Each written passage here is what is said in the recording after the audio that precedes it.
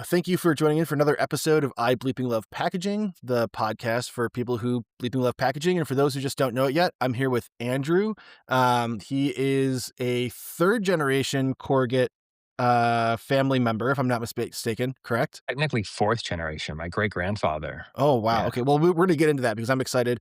And you also are coming off of a couple of expos I want to talk about too. So why don't you introduce yourself and kind of give your background, and then we'll get into it. absolutely, thank you, and thanks for having me here, AJ. I really enjoyed the podcast. So, like you mentioned, I like to joke the car gets in my blood. My great-grandfather had mills and sheet plants a long time ago. My uncle's been an independent broker for over 50 years, and then my cousins have owned a plant up north for some decades. So in a lot of ways, packaging was around me long before it was even my career. I spent the last 10 years in the corrugated industry after earning my MBA, primarily focused on growing national accounts, developing new business. In my current role, I've helped expand an independent sheet plant to a nationwide partner, serving national brands and Fortune 500 companies. And a big part of my work has really been traveling the country, educating the market on digital print, particularly around our new EFI Nozomi 14,000 digital press, really working with brands on how digital can improve speed to market, unlock design flexibility, supply chains more responsive, and still maintain cost and performance discipline. Awesome. And so let's talk a little bit about your digital press, because I think that that's kind of a really unique thing that you guys have that not everybody has. And, can you talk about maybe the speed to market you guys can hit with that?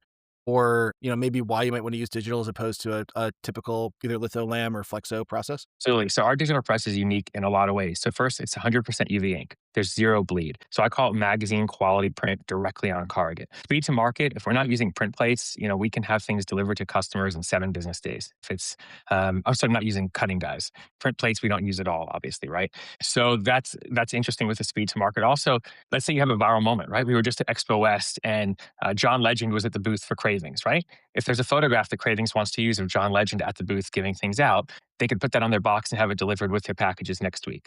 Or Amazon on box marketing. Someone won the Super Bowl and says, "Hey, I'm going to Disneyland." Doorsteps the very next week, you could have that quote and the MVP of the Super Bowl's face on your boxes. That's awesome. So those kind of reminds me of the Amazon boxes, the advertisement boxes that they put out every once in a while. Do you think that those are digital, or do you think they're making plates for those? Just spitballing. I'm pretty sure they're digital, right? Yeah. So for example, the Lord of the Rings box, those are digitally printed. So it's part of Amazon's RFP process is they have digital partners throughout that do those on-box advertising. Cool. Yeah, I think that those are like a really unique way, especially if you can get it down to the point where maybe you're doing it regionally. Cause like I'm in Buffalo Bills territory, right? So I know that if I got a box with some Buffalo Bills swag on the outside, like that's, going to be a little more enticing for me to maybe get excited to open the box up or whatever. So Absolutely. It's interesting because packaging, everything comes in a box, right? And we don't think about that. We don't really think about boxes until it goes wrong. But with digital print, we're able to think about boxes from a marketing and advertising perspective. It's space that people see. They're going to look at that before they open it. It's an unboxing moment, something people get a birthday present. They look at that box before they open it. So it's really free marketing and free advertising that we're now able to utilize with the digital press to create those moments. yeah, and it's more customized too. I mean, in theory, you can do every single box being unique, right? Exactly. So we do every single box being unique, whether it's serially numbered or your name on a box. So you go to an event, for example, Victoria's Secret hosted an event for their movie premiere, and you could have a different person's name and face on each box for their seat placement. So they see their seat, they see their name on their seat, they open it up, and they see their own face. That makes it a really special moment too, because it's creates an emotional attachment, right? Or an emotional feeling right off the bat.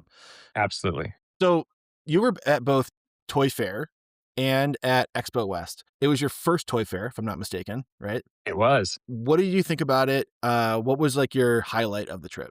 A couple things. Highlight was just seeing the uniqueness. I mean, I posted about some of the Lego. They had full size Star Wars exhibits. You can go into a cockpit, really amazing and unique. And what really stood out was I go to a lot of other expos, right? Sweets and snacks, fancy food. What was different here was the exclusivity. You had roped off areas that were, you couldn't even get in without an appointment. The Lego booth itself, forget the museum aspect from the outside, inside the Lego booth, it was walled and ceilinged. You couldn't even get inside to meet with a human without an appointment, or Bandai with their Tamagotchi exhibit. So that was very interesting to me and very different, the sort of lack of openness. Yeah, my dad works in the trade show industry, and he doesn't have anybody who goes to Toy Fair, but the fact that they have ceilings on it is very unique at a Toy Fair, because they don't want anybody like taking a selfie stick and like putting it up and over their wall to like take a peek, right?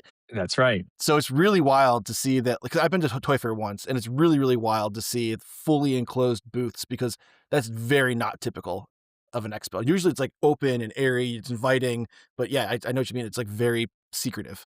Exactly. Yeah. And then Expo West, I've never been to Expo West. What is it? So this was my first Expo West, and what I keep hearing is it's the Super Bowl of trade shows, right? It takes over all of Anaheim. In fact, I had to stay 30 minutes away from Anaheim, and my hotel was filled with Expo West attendees. It is enormous. So a few things stood out to me from Expo West from my first one. One is crowds attract crowds. People assume it's busy, so it must be good. I mean, I saw a line, literally, AJ, it stretched over 3 aisles. So I'm like, what is this? What's really cool? Belgian boys had a vending machine and they were giving out little stuffed animals or t-shirts or whatever. Not anything extraordinary, but people see a line, so they just get into it, right? Another thing was presence wins attention. So the opposite of Toy Fair, where it's boothed off, here everything is right in the open. And I learned that the more people you have for your brand. So one brand, for example, had over a dozen team members, all in bright red outfits, taking over the aisle. And it just attracts attention. Attention comes. Another thing that really stood out was the exclusivity driving engagement. So different type of exclusivity. This was limited edition giveaways and followers for social media. Follow this link, prove it to us that you're following us on Instagram, and we'll give you a limited edition, whatever. And the lines just stretched for it because not everyone can have it. Beverages, I would say I've never been to a show with such a high concentration of beverages, percentage of beverage brands. I mean, how many different aluminum canned waters can you have? And what stands out to me is how can they all differentiate and get a part of the market segment? How are you different from everyone else in the market with your aluminum canned, water? And then really unique is founders. So at Toy Fair, you don't have the CEO of Mattel standing there greeting people, right? Right. Yeah. But at Expo West, some of the largest privately held brands in CPG, those founders and CEOs were standing right there.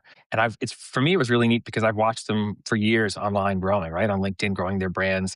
And they stood right on the show floor in their gear head to toe, looking just like everybody else for their team, being their team's best salesman, meeting people, interacting, engaging, giving out samples. And you would have no idea they were a CEO or founder if you didn't know their face or know their name or read their tag, right? It was really a cool experience. Well, it sounds like a really good way for them to get hands-on experience with their customers and with people who are excited about their brands. Because I feel like a lot of the times, I mean, we know what with the McDonald's thing recently. Everyone's trying to make fun of this poor guy for taking a bite of his sandwich, right? But I think that if you're kind of disconnected from the people who purchase your brand, you can kind of make some bad decisions sometimes. So, like the fact that they're on the floor, they're with people, this seems like a really great way for them to interact with their clientele. Absolutely. And able to get real feedback. So you went there with Carlisle, and is it just you, or did you go with the team? Just me, Just you? Okay, great. strong and mighty. Hey, hey, that works. And I saw you had this like really cool at Toy Fair. You had this really cool mini palette, and I kind of wish that we would do video on this podcast. But you had this cool little mini palette with a bunch of it looked like mini POPs. Do you want to talk about that a little bit? Yeah, so unfortunately, that didn't come with me to Expo just due to their regulations. But that goes with me to a lot of shows because we're a smaller independent sheet plant, right? We don't have the budget for a booth, but it's a way to attract attention. So our really unique structured design team, which I'm sure you can relate to, has made a miniature palette and then some of our unique displays in mini size that go on it. I hold it on one hand and I walk around trade shows with it. It's great because people instantly see me and know exactly what I am and what I do. And then it draws attention to you instead of having to go sell. Because people with booths, they don't want to be sold to by vendors, right? They're there to sell their product to stores.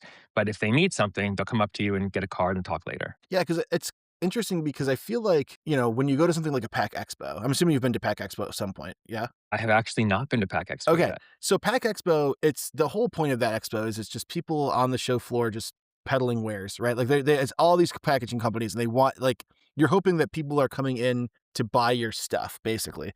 And it must be that at Expo West, obviously all these brands they want people to come buy their stuff or get excited about their brands. But I can understand the idea of like, they don't want to be taking probably a ton of time with people who are trying to sell them something because they are the ones trying to sell, right? That can make it tricky as like going in as somebody who is trying to make a relationship with a client. How did you feel that you navigated that while you were there? It's a great question. And I've learned this fortunately through having family in the industry, right? I've learned this and I show interest. So as someone who's on the road 80,000 miles a year driving and flying even more, a lot of these products I use every day. And some of the products I use every day I learned about at shows, right? Caffeinated gum, for example, or caffeinated chocolate, because caffeine I need to have to be able to function. So I go up and I just show genuine interest. I say, Yeah. wow, that's a really cool product. Or hey, I use your product all the time. And it starts a little bit of a conversation and you go from there. Yeah. Yeah, it's got to be nice when you can relate with them about it because that's what they really want, right? They're there to meet people who are excited about their brand. And so it's nice when you have that kind of connection in the beginning. Probably a lot easier to get your foot in the door. Exactly. Yeah. At Expo West, like, it was your first time out there. It's obviously the other side of the country, and you guys are based Yeah. in Pennsylvania, right? That's right. So, do you find that people were still interested in working with a manufacturer from Pennsylvania, even though you were on West Coast, or is because it's West Coast, it's like it's brands from all over the place? So it's both. First is, Expo West is everywhere. I mean, there was 3,000 plus exhibitors. So they're from all over the world. There are actually a lot of places from Pennsylvania there that I met. But so we're sort of the small, mighty company that can with our digital press. I mean, what we're doing with the Nozomi is really unique. I'm able to deliver truckloads of product literally to California, to Nevada, to Texas at a lower price than people are buying locally and a better quality product. So once they feel what we can offer them, they're really interested. It doesn't matter where we're located. Yeah, I'd be worried because let's be honest, there's corrugate suppliers kind of all over the country, right? So you kind of have to make yourself unique in a way, and it sounds like you guys are by this digital press. Yeah, I grew up learning car get ships within 100 miles because it's big and heavy. And typically that's what it is with brown boxes. There's no reason to buy it and ship it. But as you said, with the digital press, once people learn and understand the value you can offer, bring and the flexibility, the buy-in's there. Yeah. Um, do you have like a client that you guys have worked with in the past that you're okay talking about that you feel like they were maybe a little hesitant at first and then they were like super excited afterwards? Yeah. So let's back up. I would say almost most of the clients were a little hesitant at first because, as you know, from working in packaging, most people who are buying boxes have been buying boxes for a long time and they've been buying brown boxes for a long time. I have a box company I work with. They do billions a year. They're actually manufacture themselves. And 3 years in, I still got requests for spot UV and one color. And I'm saying, well, we're digital. Everything is going to be that shine. One customer was really concerned when we started with the digital press because just in all the new things that come with it, right? Not understanding the process. And so for us, we're fortunate to be able to allow people to come and take a tour, whether you're local or national, wherever you are. And I've had national brands come in and take tours. And once they see how it works, or I show videos, I have this drone video I can share with you on Google Drive, Yeah. and you see the product come off. Then they get their delivery and they see the variable print. People are nervous. Well, how can we have 10,000 boxes with 10,000 different prints? And I'll explain it's a computer, and the computer reads every single print that comes off the Nozomi. And if there's an error, it reprints it. Once they get it, again, the buy in's there. Yeah, I think that it's really hard to explain to people, the value of digital, not from the value to the brand because it definitely does, but I think that like the way that it works, like you kind of have to explain to them it's like a regular printer at your desk, but it's a higher quality. Obviously, for the desk printer, you can print a different page every single time. That's the whole point of it. That's what this is doing, just at a higher quality, right? Exactly right. So I'm looking at your guys' website right now, and it looks like it's a lot of POPs and a lot of D2C, right? What do you feel like your specialty is at Carlisle? So I would say, we are still very much a brown blocks plant, right? I mean, the majority of our cartons are brown and direct print. The Nozomi is still new and still growing. And you might see, the viewers won't see it, but you may see behind me some of these unique products that we've worked on. And I would say what we're really trying to get into is the high graphics and the variable print, being able to solve customer problems. And there are a few ways to do that. E-commerce and DTC is huge. I have a candy company. They have one structure box with 8 different prints. They change it for the holiday, for the season, for what your giveaway is. Are you giving it to someone you love for Valentine's Day or to a spouse or to a condolence? And they can change their print with flexibility. Literally 2 weeks later, they can have the new print when something happens. So I think we're really trying to get into a lot of the e-commerce area. And then from going to a lot of these shows, there are a lot of customers that have displays in Walmart and Target. And we have a very unique structure design team. To give you an example, AJ, you see this round box behind me? So Adidas came to us for Mexico, for World Cup, for FIFA Team Mexico, and said, we need a perfectly round box. No glue, no tape. It has to have multiple different compartments. Just an easy ask, right? No Right. problem. Yeah. So your response to that as a structure designer would be, that's pretty challenging, right? Yeah. I I'm mean, I not sure if laughed we at could. literally just laughed at it, right? I, this was about 2 in the afternoon Eastern time. At 8 a.m., I get a call from our structure designer the next morning. I figured it out. And he did. That was the box. That's awesome. We really, structure design, one of the things I had to learn early on, and you do this, is one of the most important things in Corrugate because boxes are an engineered product. They're designed. They're not just something that poof comes off the line. They're for a specific use, for a specific purpose, a specific weight, specific shipping, et cetera.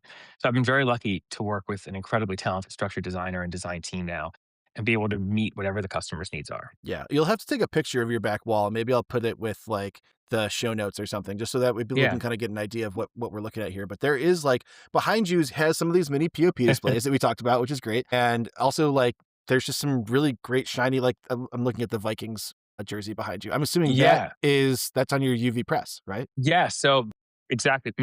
Some of these items were smaller and they're SBS. They were on our old press actually made before we had the new digital one. But that T-shirt box, the Vikings one, was on our new Nozomi. And what's unique about it is literally shaped like a T-shirt, right? Because a lot of these sports teams, your season ticket holder, and they want to give you a gift every year. So in that box, when you open it up, every single box can have a different name of that season ticket holder. So when you go to your first game, you get your gift. It's a jersey with your name on it and a box with your name on it, That's right? awesome. Yeah, yeah. I remember when I got accepted to RIT, back way back when. That's where I went to school. Every person got a mailer that said like, "Hey, here's where you're at in the country, and it's gonna take you X amount of miles to get to RIT." And they ran it through like a basically like a form fill, right? And they were able to digitally press. I mean, it wasn't corrugate, but it was on a digital press still. And they were able to make it very unique of like, "Hey, you're gonna travel 300 miles to get to school and it's going to take you X amount of time. And here's a playlist that you can listen to on the way." It was like a really cool little like card that they gave you. Granted, I was like 10 minutes down the road from RIT, so it wasn't, it wasn't that unique. My playlist was like 2 songs, but it was a cool concept for sure. Exactly. Yeah, it just like brings you into that emotional attachment early on, right? So even like for the Viking shirt is a great example of like if they get it early before the season, it's in anticipation, right? Builds up the excitement. And I would love the idea of having a custom jersey with my name on it, right? Even if it's just a box, it's something you're not going to throw Right. out. Yeah. Absolutely not. And it's Yeah. something you're going to share with your friends. You're going to take pictures of and say, hey, look what I got from X company. Yeah, and everyone's gonna be jealous. When you were at Toy Fair, I'm gonna jump back a little bit. When you were at Toy Fair, because you were able to have your displays, when you were up, talking to companies, did you have that display with you every single time you were on the booth? Did you carry it around all day? Or was that like I had it in the morning, I needed to get rid of it? Like, what was your deal? Yeah, that thing is my little buddy. That's my best friend. It goes around me everywhere. In fact, a funny story, a few years ago, I broke my pinky. I actually broke the bone and fractured the bone and detached 2 tendons. And I had fancy food show about 3 weeks later, and I still went with me. We rigged away from my hand to hold it and it to come on. So, That's I have awesome. a bag. Yep, I have a bag in one arm and the mini pout in the other. And it's true. People come up. The great story I tell is the first time I used that was at a WeBank show, Women's Business Enterprise National Council, and a woman in a boot with a broken leg from Procter and Gamble chased me down, saying, "That's cool. I want to work with you. That's What great. is that?" Yeah. So it really does that. It drives those conversations, and people see. We have them, as you see in the background. The Muddy Bites cone is really unique. A lot of people see that and notice it both because of Muddy Bites and also because it's a cone shaped display that's 2 sided. You don't see something like that very often. Yeah, I've been kind of eyeballing it in the background. I'm not gonna lie because I'm a big Muddy Bites fan. So They're I great. saw it. Yeah, They're they're great. great. And that was an interesting story, right? Their buyer came to us and said, "We want a display in the shape of our product. What can you do? Here's our art assets." And our structure and graphic design team came up with it. So okay, so that's really interesting. So how often do companies come to you with, "Hey, here's what I want," and it's basically ready to go? And how often they come to you with like, "Here's an idea, and can you guys help us execute?" So we're probably different than some of the larger companies because of our breakdown of that. More often than not, it's this is my product, this is what I'm trying to do, design it. And that's something we offer that's really unique as part of our inclusive service is that design. So for everything you see in the background here, that was the case. And for most of our projects, I think that's the case. Now that we're doing some more national business and growing with Fortune 500 partners, a lot of them have their boxes and it's just here's the files, right? But with smaller CPG companies, most customers at shows, things like that, I need 3 of these and 2 of this and 4 of that. Yeah. Can you figure it out? And we collaborate. That's great. Yeah. So how does that look when you guys get a brand to come to you, right? They say Muddy Bites is a great example, right? They say they want the cone, they want to have it be in the shape. What does that look like? Do you guys immediately go to your structure engineer and be like, "Hey, can you make something that's in the shape of this?" And then go to your graphics person? Do they collab a lot? Like, what does that structure look like? Yeah, so at the beginning, there's a lot of information gathering from customers, right? I need to know a lot about exactly what you want. What's your goal? Where do you fall on the economical scale versus the unique cone structure shape? How much weight is this holding? How long is it going to stand up in a store for? Is it going to be reused? Is it going to ship to a store fully assembled or broken down and assembled in the store? Because all those things, as you know, with design, impact how you design it, how you build it, what board you use, what machines you run it on. And then it's really a design, at that point, structure design takes the lead. Create an initial rendering for them and or cut a physical sample, go back and forth with the customer and figure out a structure they like. Then we can get graphic design involved. Yeah, that's cool. And how many structure engineers do you guys have out of curiosity? We have 2. 2. Great. Yep, we're a smaller company. But that's a great, I mean, 2 is a good number. As far as your graphics team, I'm assuming you have a couple graphic designers as well? We have 1 graphics designer. Wow, so they are busy. Yep, They are they they are are a busy busy. person. Yeah, that's They great. are busy and they are backlogged. Yeah, That's right. yeah, that's usually how that goes, unfortunately. Some of the other stuff that you guys have on here, a lot of specialty carton stuff. So I'm seeing things that are like really unique, like fireplaces, cool Halloween things, a lot of fun holiday themed boxes, right? What other kinds of like unique structures are you guys working on besides just like PDQs and displays? Like what is more of the fun stuff? Yeah, we like that fun stuff, like that round Adidas box. I mean, we have a really unique creative structure design team. Like, for example, we have a display that's in the shape of a lifeguard stand. It literally has steps that you could walk up, for example. We've done standees in the shape of like T-Rex, right? Or other dinosaurs. So really the sky's the limit when it comes to what our team can design because they're so creative and they've been doing this for so long. So those standees and things, are you guys, uh, I'm assuming you're printing them out in-house, right? Are you guys cutting them in-house or are you sending them out to be cut? No, we are. We have 2 CAD tables. I mean, we just because of volume, we try to limit how much we do on the CAD tables, but we do have 2 CAD tables. A great example of something unique, and I don't have it behind me, is for Sony, we partner with them every year. They have an expo for Global Supplier Engagement Expo, and we make their awards they give out. It's in the shape of a literal director's chair, and Cool. the seat opens up and holds the award. Actually, the expo is here just in a couple days. So really, and those are every year, just a handful. Each one has its own name of the awardee getting it, and they're cut on the CAD table. Yeah. So we can, try to satisfy that unique need when a customer has it. Yeah. I think that those CAD tables are definitely a great asset to have because there's a lot of times where you're not going to have enough volume to make a die, right? Like it just doesn't, there's sometimes it doesn't make sense, especially when you're running digital. I feel like if you're running a low quantity on something, it's nice to have that and to cut samples. I can't imagine working without having a CAD table at some point because just from sample cutting standpoint. That's right. And we do, part of our process is for every single item on the Nozomi, when it's a first time print, you get a physical sample that you have to seek and sign off on. So those CAD tables are busy every day. That's great. Yeah. I remember like when I get drawdowns, we just do ink. We wouldn't even do the full print, but we just do drawdowns for ink. And there's something nice, even with just getting that, where it's just like, okay, I know what this is going to look like. I can picture it. Right. So being able to send your client like a full box or a full PDQ or a full display is really unique and really great. Yeah, it is. And it helps, right? For two reasons. One is they say, yes, this is exactly right. And sometimes they say, I thought I wanted this, but I really want to change it to here or make this bigger or smaller. And you can't tell that the same on a computer screen as with a 5 foot tall display. Yeah. And that's the nice thing about the digital press is that if you were to do that with a regular litho, you would have to build all new plates and like, it would be a full redo, right? Whereas as a digital press, you can just run it again once you make those adjustments. Exactly. Or if a customer gets it and for whatever reason they're unhappy, they want to change something, they want to change their marketing, their labeling, FDA regulations have changed, the very next order doesn't change your time, Yeah. doesn't change your cost either. Yeah. I've definitely done running changes on product Hmm. before, and it can be a pain in the butt because then you have to figure out where's the cutover, what's the cost of running new plates, all this other stuff. But to be able to do that quick running change, but faster, it would be actually kind of nice because you have to figure out how long is it going to be until that happens. Absolutely. All it is changing the variable data file. Okay, so you've been with Carlisle for almost 8 years now. That's right. Can you talk about where you started in the company and kind of your path to where you are now and what your roles were? Yeah. So I'll back it up a little bit before where I started with Carlisle, tell you how I got to Carlisle. I mentioned my uncle's been a broker for over 55 years now. Kind of unique. I mean, for those of you in the industry who do or don't know about brokers, there's not a lot of them anymore. My uncle has now had the same 4 clients for over 40 years at 15 million in sales. Unbelievable. So, and his background is in sociology, nothing to do with business. So I learned from him the value of relationships and that sales is really just relationships, right? I have an MBA, but my major was psychology. And again, it's just people and relationships. So we started partnering with Carlisle Container, another family connection, a cousin of mine, Stan Jacobson, is the former president of the AICC. And he knew Diane at Carlisle. I lived in DC. My uncle's company's in Nashua. And we said, we need a manufacturer kind of closer to DC. So I don't have to keep going up and forth to Nashua. Met with Diane, and she was very gracious and willing to let me start working as a broker. And I started working for her as a broker, got some business going. And one of her sales reps decided to leave. So she offered me a full time position. And my uncle said, brokers don't exist in this industry. You'll have a very hard time having a career. Take the job. It's great. I love you, but take the job. Yeah.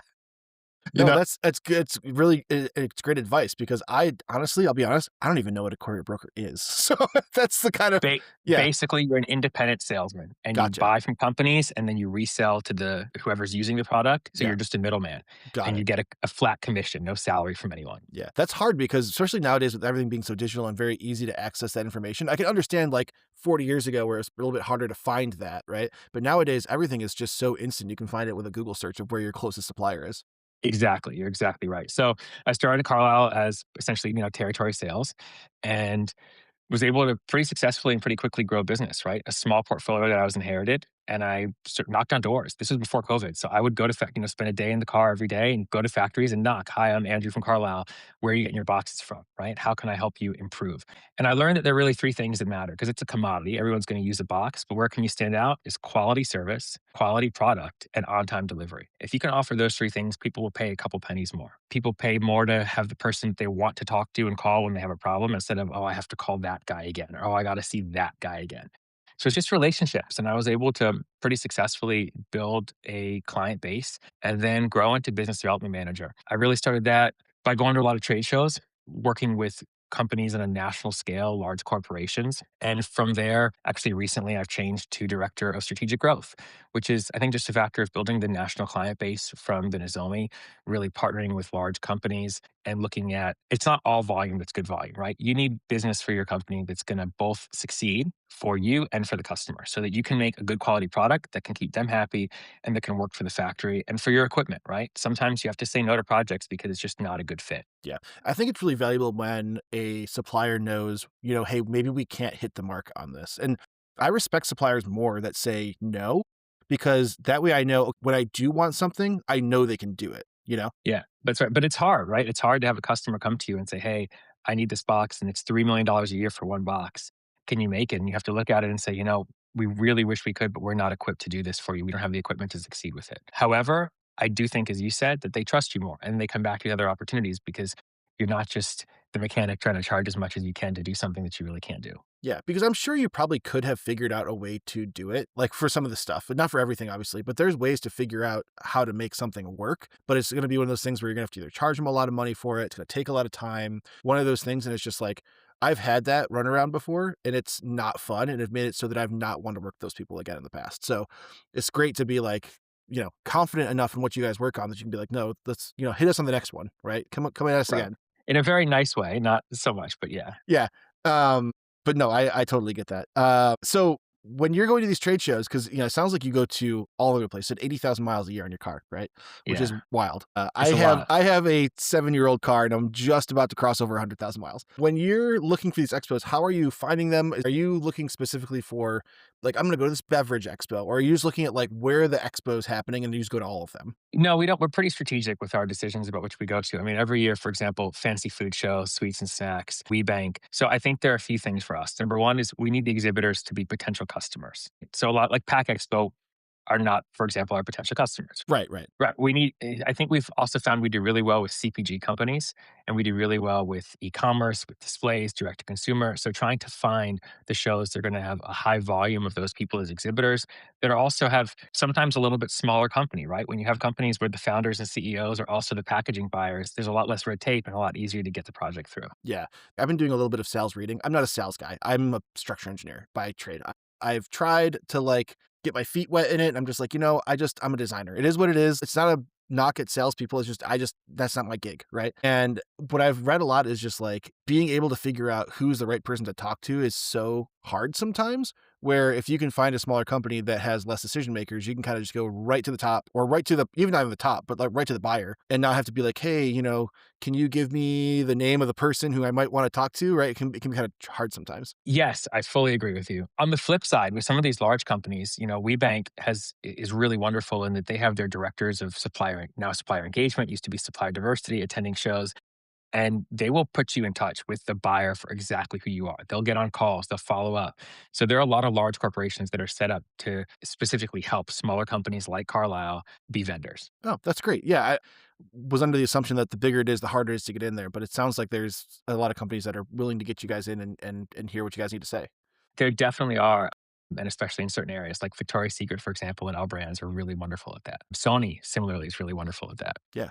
Yeah. You think of like Sony and Victoria's Secret, you think they might be working with like a really large, I'm not going to say any names, but like a really large national supplier, right? But if they don't have what they need and you guys need that digital press, you guys are the ones they were going to want to work with. Exactly right. Yeah. Andrew, what else is coming up for you? Where are you going to next? What's your like, where can we find you next? No, I appreciate that.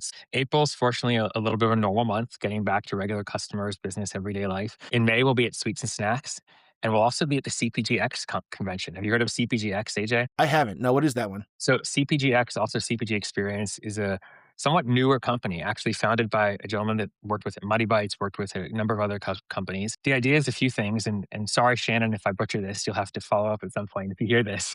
But essentially, they do a lot of things. So one is help new CPG companies get into the industry. They're doing distribution, brokerage, and they're also hosting their first trade show next year, which is sort of the anti-gatekeeping trade show, right? Making it available for people. They're having a unique supplier vendor conference in May with 40 CPG startup smaller companies, and then vendors, one per industry like Carlisle. And we're going to be able to go and share who we are, what we do, and teach about packaging. Really teach these smaller companies, look, you never bought a box or display before. You're just starting your product. This is all the things you need to know. And these are all the things that could help you and could hurt you, that a lot of times packaging is an afterthought. And I think when it's an afterthought, as you've learned, probably with design, mistakes happen, right? That's where you get failure down the line and failure as you scale. And it's really important to start that at the beginning. So excited about CPGX in May. And June we'll be at WeBank and we'll be at the Fancy Food Show back in New York. What is WeBank? Because I haven't heard of that one either. WeBank is the Women's Business Enterprise National Oh, yeah, you Council. talked about this earlier in the show. Sorry Yeah. about that. Yeah, yeah, And so WeBank. that's Yeah, yeah. okay.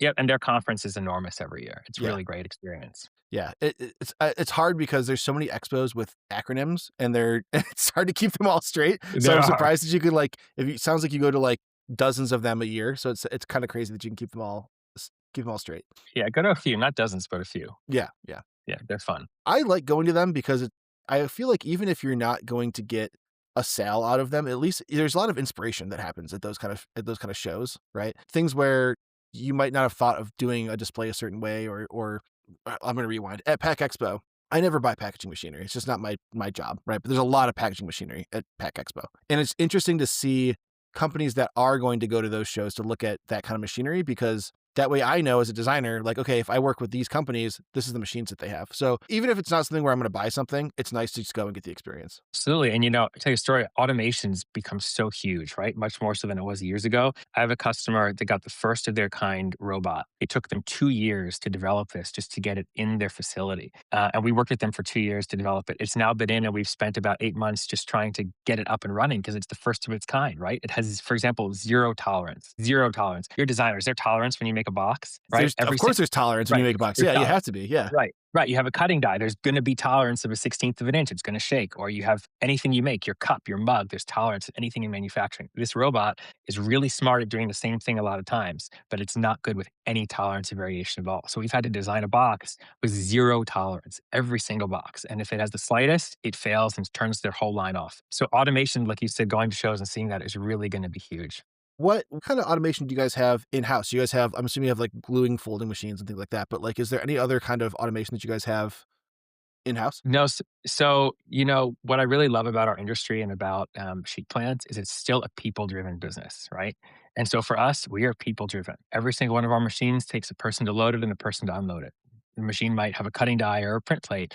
We might have a bander, right? Or we have a stretch wrap, things like that. But for the most part, we are human-driven, and I really enjoy that. And I think there's definitely value and things that people add that machines can't, right? Customers come to you with 17 requirements for a display, and you need a human to be able to design that and figure it out. And a human to assemble it sometimes. I'm assuming that you guys aren't just sending things out flat, right? Are you guys only sending out flat goods? Oh, we are unique. We offer full pack out and kitting. So sometimes we have customers that want the box assembled. Sometimes they want a display assembled and product inserted, and we insert that product and put it in master shippers and send it direct to distribution centers. Yeah. And so you can't, like, there's no physical way where the robot could fold up some of these more complicated things. Like, even especially that Muddy Buddies one behind you, like, let's say you were to ship that out fully assembled, Right. like, there's no automation for that. It's a very manual process. You have to have people. That's right. Right. Or it would take 2 years and millions of dollars to build a machine just to assemble that one Mighty Vice display. Yeah. And you might only make 100 of them, or maybe even less, right? So it's like, then it's not worth it even a little bit. You'd be charging people tens of thousands of dollars per display. It would be Exactly insane. right. Yeah. Well, that's But there great. definitely, is a value in having the human labor available to do that pack out and kitting for customers. Yeah. Do you guys ever find that you have to like come together as a team and everyone kind of jumps off what they're working on to do some of that assembly? Or is that like, do you guys have just assemblers? No, I mean both. So we sometimes hire day staff, but our CEO in heels is sometimes out there working machines and assembling. Our director of operations is out there on a regular basis doing packouts and kitting. Production manager, sometimes I am. Our structure and graphic design team. It's sort of all hands on. We're a smaller company. Every single team member wears multiple hats every day. Yeah. No, that's great. That's what I would like to hear too, is that people getting involved and like people, upper management getting involved in the day to day. on the floor because that's how you know what's going well, what's not, talking to people on the floor. It's just a huge win, I feel like, for any company. Sometimes I still fill up my car and deliver boxes. What kind so you have to have a little what do you have, a Sprinter van? What do you have, this, like, a big car? I Yeah. have an SUV. I just have a Nice. regular SUV. And, sometimes customers need I have a couple customers I see, multiple times a week, and they have 50, 60 different SKUs, and sometimes they're running low on something and they need it, and you just stop by and put a couple bundles in your car and drive it over. That's awesome. Okay, Andrew, what is, like, the next thing that Carlisle is working on, right? What do you guys see as your next expansion or your next thing that you're working on and driving toward? Yeah, so I think continuing the growth within Nozomi, we've proven concept, right? We've done small runs, and our biggest customer last year did over 600,000 of the exact same single box on the Nozomi, and it was a pretty large box with a pretty large insert. So I think really just growing that on both the scale of e-commerce, of displays, direct to consumer, variable print, really trying to expand that with our existing customer base as well as new customers. Is there anything that you guys are working on to help your customers kind of understand the variable print even more? Like, I would love to be able to do more stuff with suppliers where you get custom boxes. Like, I think the idea of doing a birthday box or an anniversary box or something like that for certain brands would be really powerful. Do you guys have ways that you talk with brands about that specifically so they kind of understand it better? Absolutely. So I have two things. One that I find really helpful is a Google Drive folder with images. And pictures tell a story. And when someone sees 8 prints of one box, they get it, right? And I go into customers all over the country and also to industry, to other box factories, teach salespeople exactly what it is you do and how it works and what you can do. But I really think showing those examples, the candy company, showing the same one structure with 6 different prints gets it in their heads of what they can do. Absolutely. Andrew, I'm gonna let you like take you got the last laugh here. So anything else that you want to promo before we wrap this up? I appreciate that. I will. So I'm really excited that I've been writing a blog for Packaging Impressions. I'm their resident Carget blogger, if you will. So I had my first one a few weeks ago, and actually coming up either this week or next week will be my second blog post for them, talking about sustainability in Carget, which I'm sure you have dealt with a little bit. Absolutely. Yeah, that's great. And then so send me that link. So I want to put it in the show notes so that way people can know where to find you and where to subscribe to the blog, right? And are you posting it on LinkedIn also, I'm assuming, when your blog posts are coming out? Yes, I will. It's directly through Packaging Impressions magazine online, but I've absolutely posted a link on LinkedIn. Great. So I'm going to throw your link for LinkedIn in the show notes. If people want to get a hold of you, what is the easiest way to get in contact with you? Is it through LinkedIn, through the website? LinkedIn, website, email. I created an email that's real simple. Let's talk boxes at gmail.com. Couldn't be Love that. easier, I love that. right? Yes, it's a great email.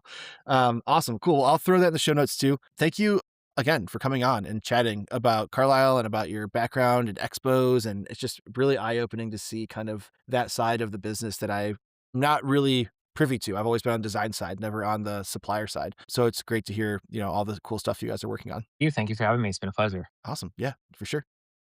Hey, everybody. Thank you again for listening to another episode of I Bleeping Love Packaging, the podcast for people who bleeping love packaging. And for those who just don't know it yet, this week's code is going to be MUDDY, MUDDY. So if you really enjoyed this episode, you want to get a sticker pack, put MUDDY in the comments or shoot me a message at ibleepinglovepackaging@gmail.com and I'll send you guys a sticker in the mail.